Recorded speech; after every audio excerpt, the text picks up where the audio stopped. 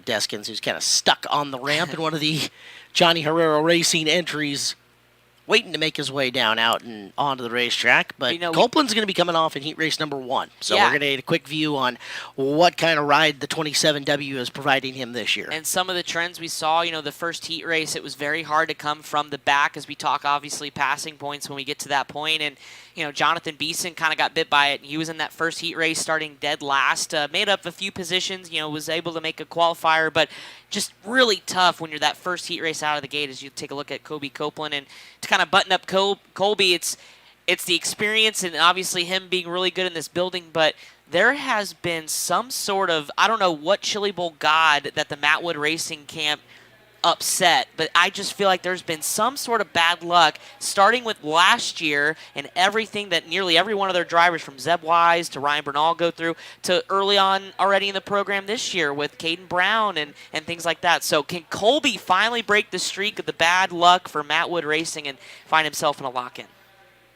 We hope that the luck turns, that's for sure. There's a lot of very talented drivers in that camp, and so far they've encountered the mechanical gremlin that's jumped up on them. Wrong place, wrong time a couple of times.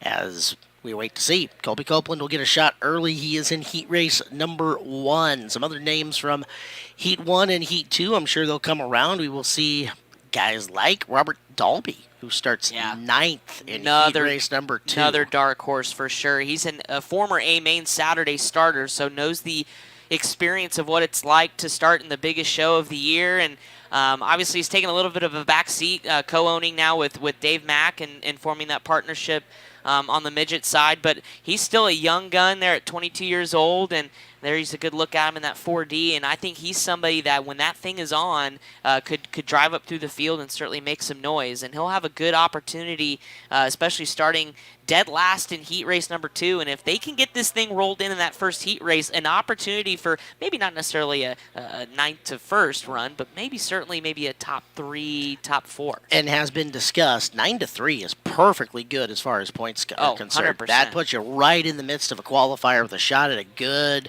upfront starting spot in tonight's 30-lap A main event.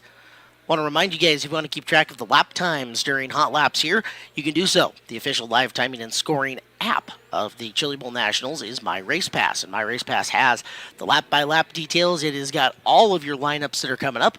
It also has past results, the fantasy game, even more. Check it all out. It's in the Google Store or in the Apple Store on your mobile device, tablet, whatever you want to use. That is My Race Pass. Jonathan Schaefer, one of the 3 Keith Kunz machines we will see tonight. 15-car total effort. They've got 3 drivers each and every night through Friday, and Jonathan Schaefer will join Rico Abreu as Taylor Reimer. We'll also see her a little bit later. Will be the 3 out of that stable. Connor and I talking about it on the drive home last night. It's amazing how the Keith Kunz Motorsports Camp has evolved from a car a night to 2 cars a night, now 3 cars going every preliminary night. It's a lot of race car, a lot of work, a lot of data just to handle for the decision makers in that camp. Yeah, it certainly is. Those crew guys are certainly earning their money, and I know Keith has brought on a number of young, talented guys on the wrench that are there to help, but certainly there's no easy day for them with 3 cars every night, and then obviously Saturday is going to be jumbled with no matter, where obviously all these cars end up. Now, luckily, a good chunk of the ones that I've run are already locked into either a A main or a B main, so shouldn't be too hard in the morning. As you see Carter Sarf, they're getting ready to get fired off, but certainly busy if you're in that KKM camp. He certainly brought in some guys that can handle their business, as I saw last night. A couple of mentions of Kaz Townsend for the next UFC fight night. Yeah, they want a bunch of people in the crowd wanted some Kaz Townsend t-shirts made, or I'm sure he got a couple good follows on Twitter there after defending his driver. And you know what? I think I saw Tanner Carrick say, they're not your crew guys, or you're not on their team if they're not going to fight for you. And certainly Kaz is no slouch, somebody I don't want to mess with, certainly back in the pit area. No, definitely not. We mentioned Steven Snyder and what kind of set that off. I want to read you the tweet that he put out there a little bit, probably a couple hours after the show was over. See if I can pull it up. Said, I want to apologize for everything tonight. I made a big mistake, and there's no way around it. I learned a big lesson tonight, and I can't thank everyone enough for this opportunity. So, accounting for what went down, and Yeah, you and I know. get, and we diagnosed it with Logan last night, and we'll see Logan back here in a little bit in the booth. Wasn't anything intentful, malicious. He actually made some really good, passing attempts. It's just learning these midgets and how hard you have to drive them and how deep you have to get them so you can complete a slide job like that. It's just a lot different than a micro sprint, which is what he runs full time. So, again. Was it a mistake? But you know what? He owned up to it, and this is how you learn. And it's a learning experience that he'll never forget, for sure. You've expanded your horsepower from the mid-hundreds up into the mid-300s and 400s in some range, and we know that the Keith cars are about as potent as there are in the pit area. You've expanded your wheelbase from anywhere between 59 and 61 inches to 71 in most of these. You've expanded the size of your wheel and tire as well. It's just overall a bigger, more powerful, harder to handle combination, and Snyder ran into that twice last night. Yep. But we'll see him back on Saturday, and he'll have a couple days to think about it, and I'm sure be ready to rip when it comes to Lower Main. There is Wyoming's Mark Chisholm. Chisholm, one of 2 drivers in the field from Wyoming, in fact. So calling him Wyoming's greatest midget driver, it's up for grabs because Zach Taylor, also a Wyoming guy. But Chisholm, a Chili Bowl regular in the very familiar neon black with white number 56. In and behind him, got a look at TBJ, Tony Bruce Jr., the 2W car from Liberal, Kansas.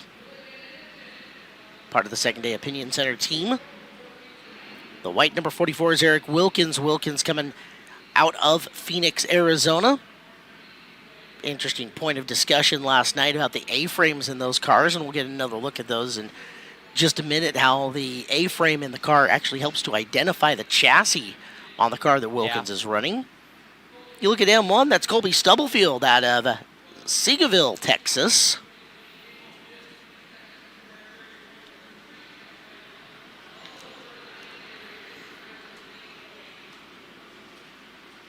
On the raceway in 77J, our driver will start on the pole of Heat 1. That's John Clabundi from Fort Calhoun, Nebraska, as the green lights are on, and we'll start getting some lap times here from practice.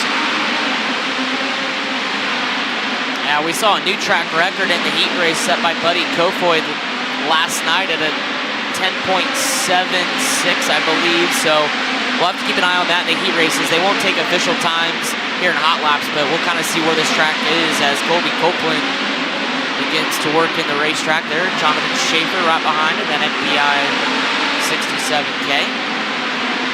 Yeah, ripping those tear-offs. It's a wet racetrack, obviously. First cars out since last night. They did a lot of work overnight, so a lot of mud, a lot of juice, you want to call it, flying up in the rear, and certainly we'll get it worked in the first couple grooves. Checker flag out. There's your early lap meters, 11.311 for Schaefer. And just like that, Wilkins gets down to 11.248 on the final lap. So Wilkins, Schaefer, Copeland, Bruce Jr., and Crumpton, who we did not talk about. The 22C, Charlie Crumpton from Bixby, Oklahoma, takes the 5th position. So there's the Wilkins car, and the way that seat is mounted up against the X-style A-brace back there, that's indicative of a Stewart chassis out of Arizona. Very unique design for mounting the seat onto it. You don't see the X in very many cars. You've got more of a traditional A that happens in most of them. That's why it's called an A-frame that you're mounting your seat to. So if you see the X in the back, you know it's a Stewart car.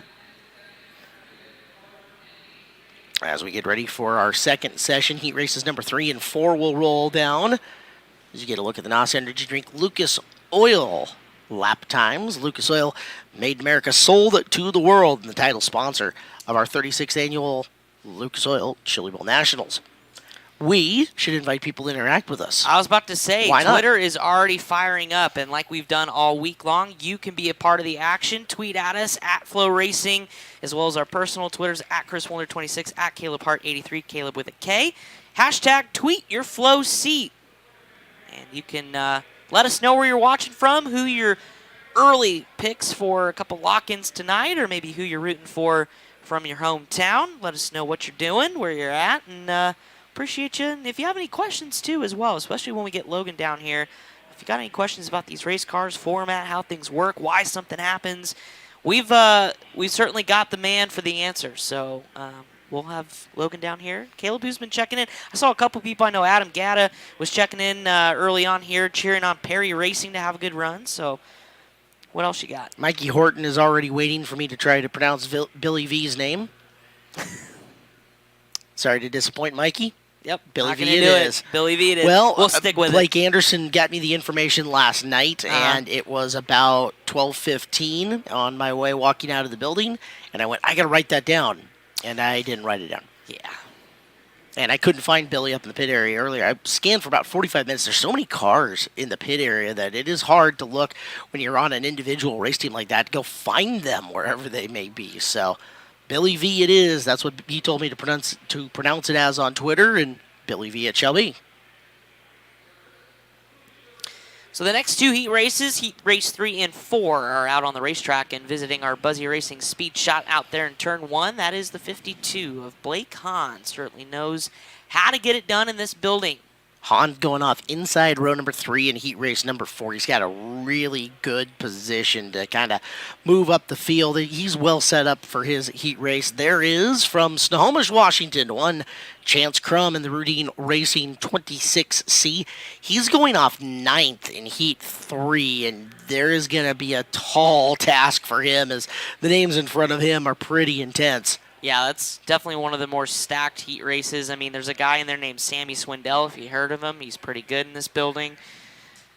As we look at the 21T out there on the racetrack, and that is driven by Tommy Kunsman Jr. out of Bethlehem, Pennsylvania. And we saw Tommy rip-roaring around here in the Tulsa Shootout, one of the busiest drivers we saw on Saturday with running, I think, 4 preliminary B features and then locking into LCQs, transferring into the A mains, and doing a good job moving up forward through the field. Now he'll try to do it behind the wheel of that midget,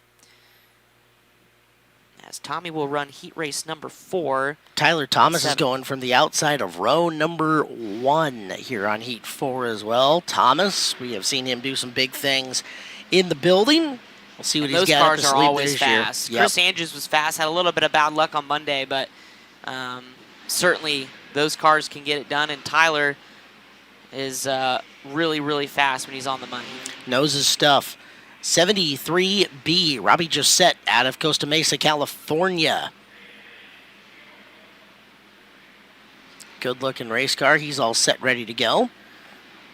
Going outside row number 3 from heat race number 3, Taylor Reimer is out there. Big thanks to her. They dropped off some Buzzballs cocktails for us to enjoy post-race tonight here in the booth. Yeah, Buzzball's a big sponsor on that ride this week, and never had a Buzzball cocktail. Never honestly actually heard of it, so this is a great introduction. We'll have to let you know later on tonight. Not going to do that right now, but when tonight is all said and done, we'll give you a report. Firing off in corner number 1. Getting pushed by, I mean, it kind of looks like a minivan. Minivan adjacent. It looked like it was a minivan pushing the thing off. That's Cody Trammell out of Bloomington, Indiana. Also on the raceway, you see car number 51. That is Phoenix, Arizona's R.J. Johnson. R.J., if there is a non-wing race to be won in the Southwest, he is there trying to win it, and he's got a lot of them. Very, very good race car driver. He goes inside row number 3 in heat race number 3.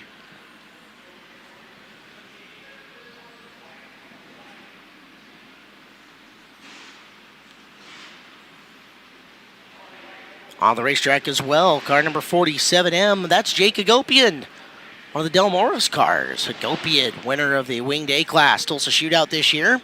2-time shootout winner. Trying his hand at the midget. And in 75U from Sans Souci, New South Wales, Australia.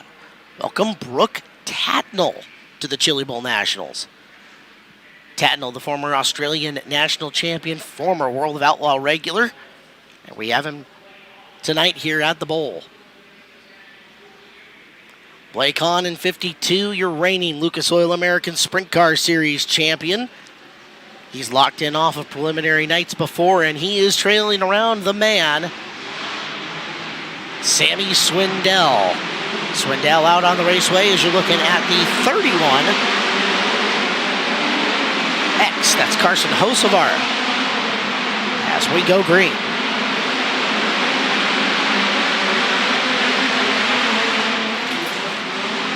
Swindell in the John Christner Trucking number 1 is off the gas as the caution lights come on. 2 cars together in the corner. One of them's a Hagopian. And with him over there is the 91X of Danny Wood out of Norman, Oklahoma.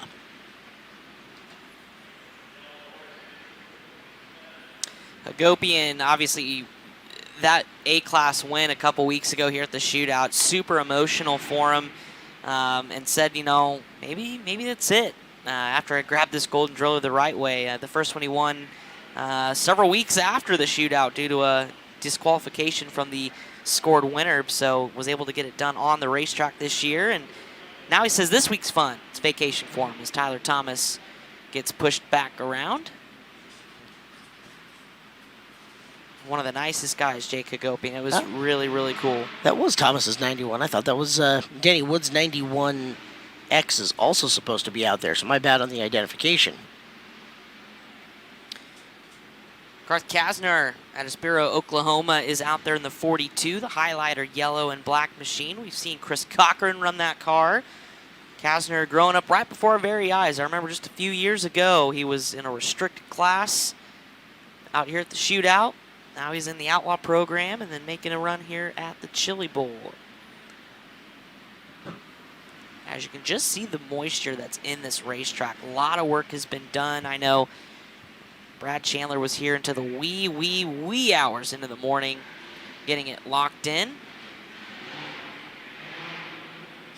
91X of Danny Wood out of Norman, Oklahoma. Rolling down the front straightaway. He will roll off inside row number 2, starting third in heat race number 3. As we'll let him back loose for a few more laps of hot laps. And there's Carson Hocevar, Camping World Truck Series regular, said, what the heck? We'll give this thing a shot at the Chili Bowl. He's never been to the Chili Bowl either as a fan or a driver until this year. Sat in a midget for the first time on Monday. Now he's ripping hot laps as we take a look through 3 and 4. There's Chance Crum, certainly another driver to watch.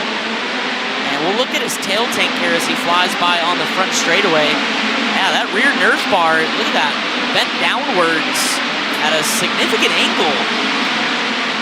Not sure how that happened. Sammy Swindell with that signature square black tail tank finishes up hot laps.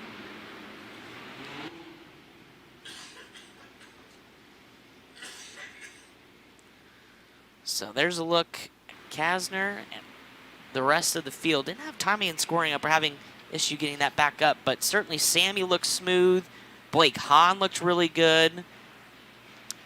He's going to try to lock it into the show tonight, maybe give Rico a run for his money as well. Kind of a driver we haven't talked a whole lot about, but certainly needs no introduction. So those were the first 4 heat races. Next group out will be heat race 5 and 6. We'll have 9 total heat races tonight. That'll be an exact carbon copy of the format of last night. There you go. Caleb's got timing and scoring. Look at that lap on top. Holy cow, Taylor Reimer. 10.591 on live timing and scoring for Reimer. Kunsman second, Sammy third, Crum 4, and Hahn 5. But Reimer 4/10 on the field in the early laps here of hot laps. That is absolute insanity. As again, it won't count toward a track record because it's hot laps. It didn't happen in an official race or qualifying session. But either way, that's got to be one of the fastest, if not the fastest lap we've seen a midget around here. Hey, welcome back, Logan Seavey. Hey, Chris. Nice to be back. And had so much fun last night. You decided to come back, right? Yeah, I Cool. guess that's how it works. So, I like it. Yeah, what a lap by Taylor Reimer, like you guys are saying. So, yeah, that's pretty fast around here. And yeah, I don't know. Like you said, I just got in the booth, so I didn't quite see. But I imagine that's just, obviously having a great race car, and then probably just got herself a little bit of a gap. And that's tough to do when there's, 18 to 20 cars on the racetrack. So, yeah, obviously got herself a little bit of room to put down a really good lap and, driving a really fast race car. we had our thoughts about last night. Obviously, your heart rate was at 140 as you measured during the feature. Obviously, you've calmed down since then, but just to recap it for us, I mean, unbelievable night of racing, and I mean, just I think arguably one of the best prelim nights we've seen in a while. Yeah, without a doubt, one of the best. Seeing two guys like that go head to head, and just move for move, every move Kyle did. Buddy had a counter, and it was one of those things where, honestly, I'm a big proponent. I don't really like the big screen being on in the race, but in my opinion, if the big screen was off, Buddy drives by him early in the race and drives away. So that, in my opinion, actually made the race a little bit more exciting last night.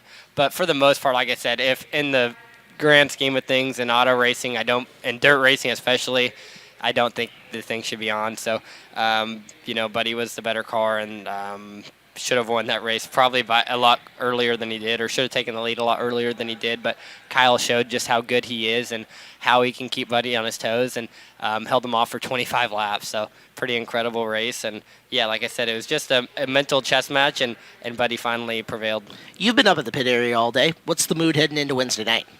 Man, every day it gets more and more filled in the pit area, and it's just unbelievable to see this many people. And I don't think the mood's changing much. Everybody's still, all the racers are pretty, in that Chili Bowl mood where, they know it's time to go, and, the rookies are nervous and the veterans are excited. And, this is the day we wait 363 days for, basically, is to come back here and to try again. So, there's only one guy that leaves here happy, and the rest are ready to start it over. So, all these guys have been waiting a full year to do it again, and this is their chance. So and speaking of guys who have left here happy before, how's things up in Camp Swindell today?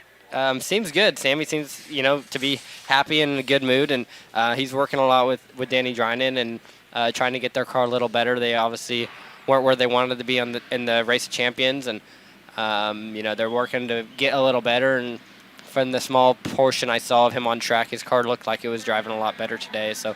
He's in a good mood and happy, and, I'm sure, he's working over his race car to see what he's going to have to do to come from 7th and, in the 3rd heat. But Sammy's a veteran, and he's going to get through, and, he's going to be pretty good. So looks like a pretty decent little heat there, so it's not going to be a walk in the park by any means for him. Heat 3 was one of those quick circle all the guys that we recognized heats and go, ooh, that's going to be a bit of that's going to be tough. Yep, yeah, even Carson Hocevar off the front row, not a big dirt guy, but he's ran micros and whatnot, and he's got around in this building before. Danny Wood, a very experienced race car driver from right here in Oklahoma, and R.J. Johnson, a really good race car driver from the West Coast and Phoenix, Arizona. Taylor Reimer, we just saw put down the fastest lap of the potentially ever. We're not really sure, obviously. Yeah. But a really, really good lap in the building. So, and she was really good out west. So there's, between Brooke Tattnall and Chance Crum, there's just so many good race car drivers in that heat race. That's going to be an exciting one.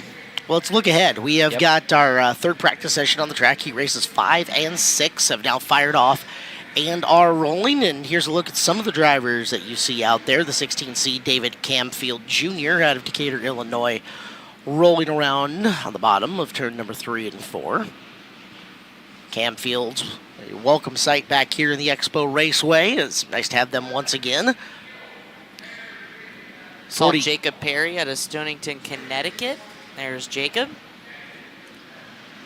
New England contingencies. And then there's a guy that Caleb, you and I looked at each other and said, this could be a challenge for Rico. Brad Sweet, awfully good each and every time he's in this building, and knows how to get her done and put her in the show. Has a great starting spot outside row 1, so you know that if he can win that heat race, he's got 105 points in his pocket, and that's going to set him up in a good, not great spot for the qualifier, position where he'll be able to pass more cars and really lock in a nice up-front starting spot for tonight's feature. Now, he still has to go out and get the job done, but the defending World of Outlaws sprint car champion really set up well by his pill draw tonight. Yeah, I really like Brad Sweet this year and his chances at potentially winning himself a prelim night.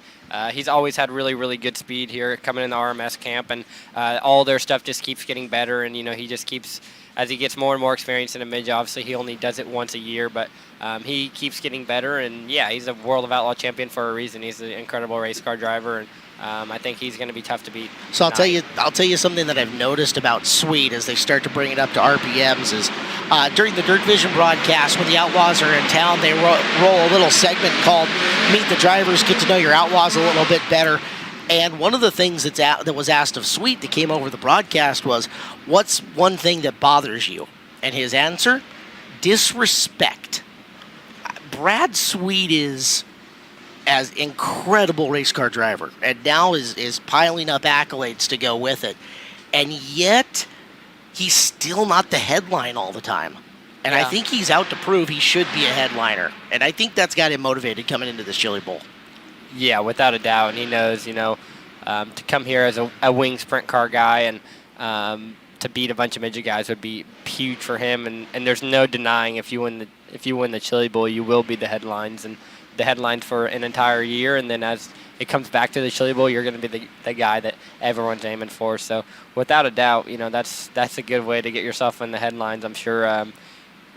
He's, like I said, back-to-back or maybe three-time outlaw champion. Three-time. Coming in with a chip on his shoulder, too. Yeah. I mean, that's really something. Yeah, especially now, the guy that's won, the Knoxville Nationals and got an outlaw championship. I'm sure that's one he really, really wants to get here is at the Chili Bowl Nationals. Well, green flag back out here on our third practice session on Hard Rock Casino qualifying night at the 36th annual Lucas Oil Chili Bowl Nationals. Get a look at the 77 of Joe Worth. Good-looking race car. There's Ryan Tibbs, another youngster. We saw Gavin Bochelle the other night kind of be the first of those that capitalizing on the new age limit or age restriction that was limited or eliminated. So now under 16, Ryan at 14 years old is going to try to put this thing in the show. First Chili Bowl appearance for Chabot and company. Oh, we got one upside down big time into turn 3 and 4. That is the 2U. Slater held at a Pleasant Hill, Missouri. And he's quickly out of the car surveying the damage, but the Worldwide Technology Raceway flip count going to be updated pretty early on here on Hard Rock Casino qualifying night.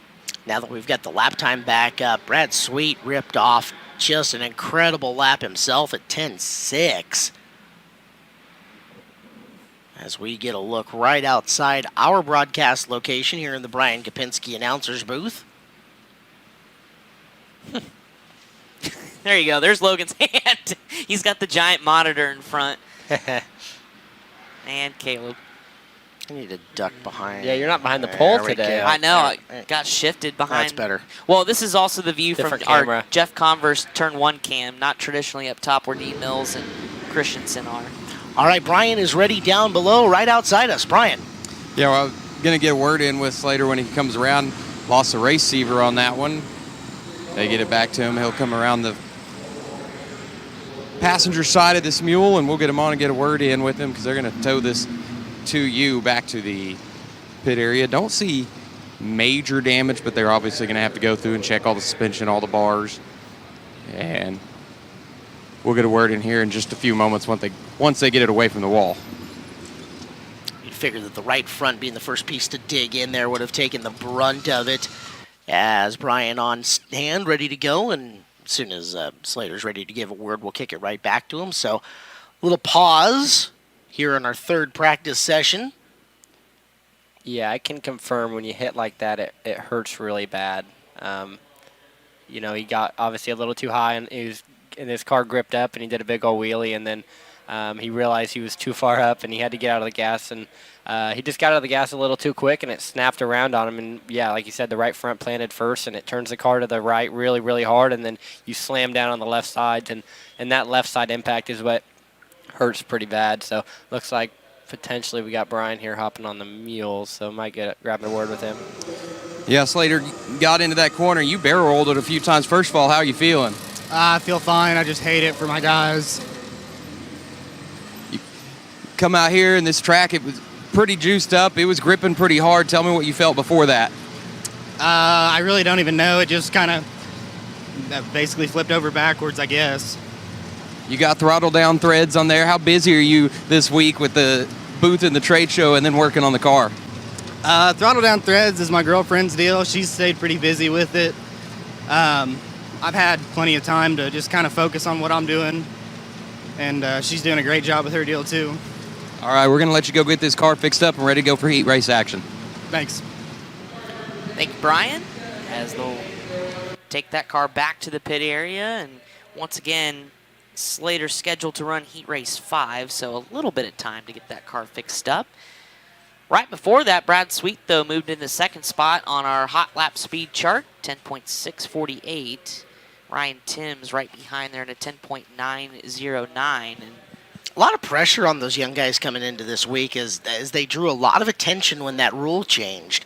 Not a super surprising one, as we've had guys who have been looking to have that rule changed for a while, and this was the year that we pulled the trigger on it and said, okay, let's go, but that really puts the spotlight on the guys that are going to take advantage of it. And we talked about Gavin Bichelle, who, his dad had said, maybe he was looking forward this a little too much. Well, Gavin came out and performed. Yeah, he had did a a really great good job. night. Now, Tim's is the next one up. We'll see Brent Cruz a little bit later in the week also. But, it's bad enough to come into Chili Bowl with expectations of being a fast car, but to do it, as a 14-year-old with a rule that was changed specifically for you guys, that's a load on your shoulders. Yeah, absolutely, and a really test of where you're at in your professional career and how you handle the big moments and how you handle adversity, because, it's easy to get in your head, and we kind of talked about that with Gavin. He did a really great job recovering after his heat race and qualifier and made some moves there in the feature. Didn't quite get as high as maybe I'm sure he wanted to, but he'll be running later in the day on Saturday. I think in a C main or so not too shabby as well, possibly a B main. But Ryan Timms, also some pressure too. I mean, the Chad Boat Industry cars have been really good. Actually, back-to-back third-place finishes with both Chase Johnson and Chris Wyndham. So no pressure there to keep that streak alive of putting it on the podium. Maybe he's going to try to do one more and get it locked into the show. Pressure, what's that, right? At the Chili Bowl? Expectations? Nah. Well, let's start going over your cars that are going to make up heat races 7 and 8 and our 4th practice session here on Flow Racing. Car you see out there, both of our Berry Hills scheduled to go tonight, and that is the 17 of Tanner Berryhill. Tanner from Bixby, Oklahoma. Car number 83 parked on the racetrack. You're taking a look at Dominic Gordon from Clovis, California.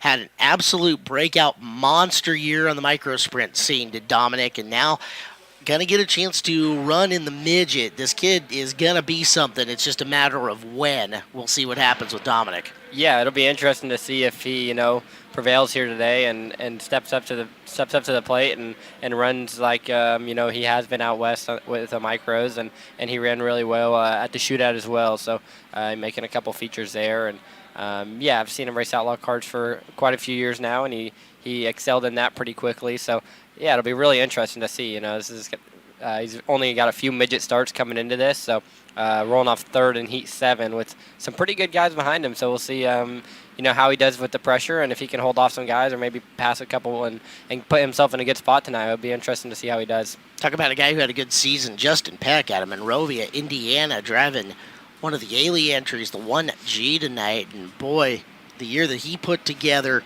outrunning the Buick Motorsports 13 for the Flow Racing All-Star Circuit of Champions, Justin Peck. Yeah. 2021 was awfully good to him. He's looking to start 2022 quite well.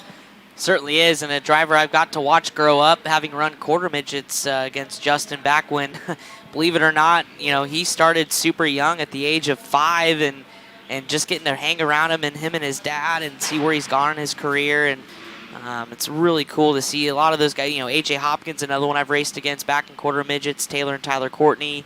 To see where they're at now is really cool. And then there's the guy who I'm sure, obviously made the headlines on Saturday last year, going to hope to be the headline, but in a different way. This time around, hopefully locking it in the show, Jason McDougal. Pacific Northwest guys are going to love the Seattle Kraken-themed helmet and the white uniform that he has on today. It's sharp looking. Nick Drake out there as well. He's a guy, too, that, doesn't run a midget all but once a year anymore, and, boy, he's got the ability to put that 55X in the show. He's fun to watch. A new dad this year as well. I know Kaylin's back at home watching with Eden.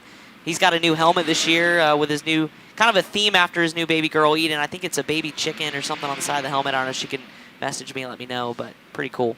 Another look at Dominic Gordon. You also saw the 21P rolling around of Dalen Pereira. We say mahalo to him because he is from Hilo, Hawaii. One of our Hawaii contingent. Still haven't been back there to eat their delicious food that apparently they make every day. Clinton was supposed to get a taste test for us, and we saw one of their drivers have palm trees and I think some garland or something on the top of the cage, and this one's got the Shaggy Mobile. Pretty cool. Yep, that was the 77S of Travis Berryhill from American Canyon, California. And a look at the other 21 car, the 21K of Caleb Size from Albuquerque, New Mexico.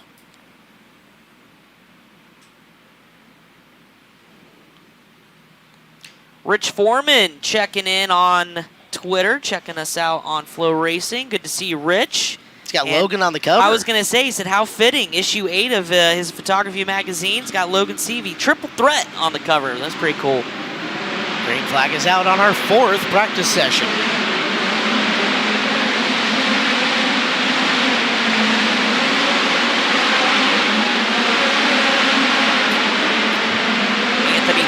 Out there as well. Sprint car ace making another run at the Chili Bowl. And speaking of Macri, just was in a sandwich with McDougal. J-Mac, Boogie, showing himself a little racy here in hot laps. Back with Bob East, and there goes McDougal up to the 7th position, 10.997. So, biggest mover here in the last couple of groups. As the speeds continue. Top of the board for Jason McDougal. Yep, he ain't messing around, is he?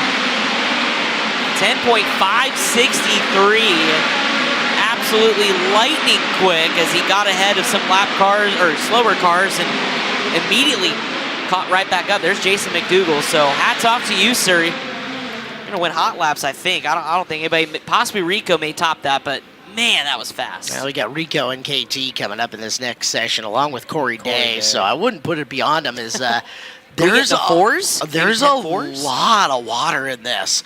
There's a lot of moisture in this racetrack. And, you know, first couple of nights we've seen the track open up and be wide enough where guys starting in 8th and 9th weren't completely hosed over in terms of their ability to move around and use multiple lanes to pass. But we've got 8 more cars to hot lap here, Logan, and it's getting faster out there right now. Yeah, like Gravel tweeted earlier that he's trying to keep even more moisture in it than it had yesterday. And I thought it was pretty wet yesterday for hot laps. So, yeah, the fact that it's still speeding up is possibly, hopefully a good sign for later in the night. I don't know how you get much better than the track we had last night, but it's going to make it more challenging early is the thing. Absolutely, yeah. It makes heat races with passing points, you almost have to have it wide, to give everyone a fair chance. But, it's just part of the Chili Bowl. You're not always going to have the perfect cards dealt to you, and you just got to make the best with what you got. And, it just shows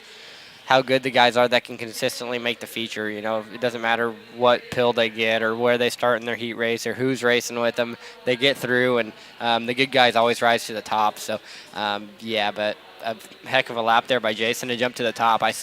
He passed 2 or 3 cars in one lap and still went to 7th, so I knew his car was really good. And then once he got clean track, he went straight to the top. So, yeah, it'll be interesting to see here if Rico or Corey or KT or, maybe a surprise can go pretty fast here.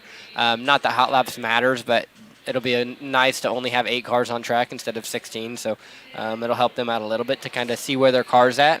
And not having to, dodge slower cars or anything like that. And like you mentioned, hot laps may not matter as far as the results of tonight, but maybe a little extra confidence boost if you're fast out of the gate. Yeah. When you pull out and, you get back to your pits and you pull up the times and you're top of the board, it gives you a little bit of something to know that your car is good and you're not having to scramble to work on your race car or anything like that. So, it's definitely nice just, make a few small adjustments and keep going. So, yeah, by the time Jason sees this track again, he's going to see a whole different racetrack. But it definitely is a good confidence booster to know your car's driving good and the engine's running good. And that's basically all this is for.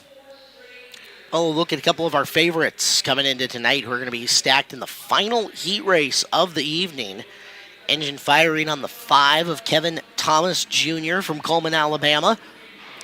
He's a little disappointed after Monday's national championship result, but he's going to try to change that around here on Wednesday. Got to get an Alabama win somehow. Yep, that's right.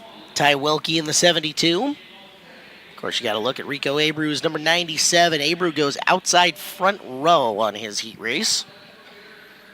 He is well set up. He's going to be right next to that man, Glenn Stiers, in the 0G from Oswego, Ontario, Canada.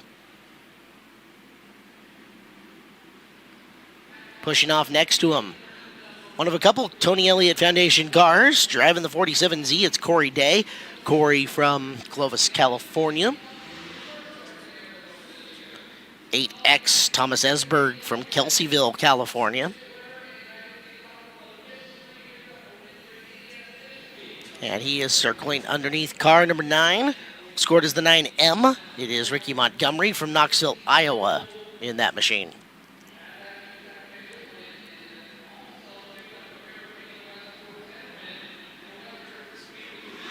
So with the field fired, you can see Kevin gassing her up a little bit off the corner. Eager to get going for this final practice session.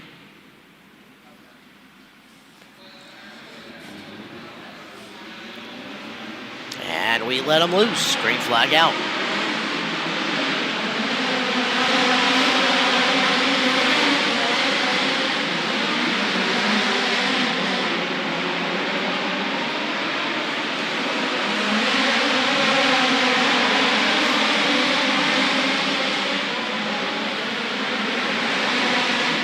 Look at Abreu on his very first lap around. Yeah, he's already up to 8th, and I think this one's going to be really good, too. Slowed down just a little bit. Corey Day up to 6th. Kevin Thomas to 5th. There's another lap for KT, and he will maintain the 5 spots. We got a car off the pace. It's KT running down and catching Rico Abreu, who's working away in traffic.